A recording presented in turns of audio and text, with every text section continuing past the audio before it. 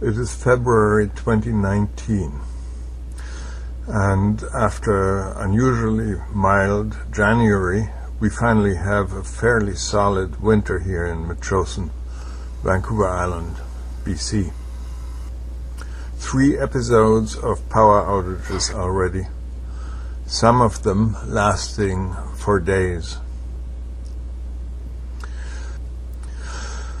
With temperatures down to -6 degrees centigrade, we have to regularly exchange the frozen hummingbird feeders for ones with liquid syrup.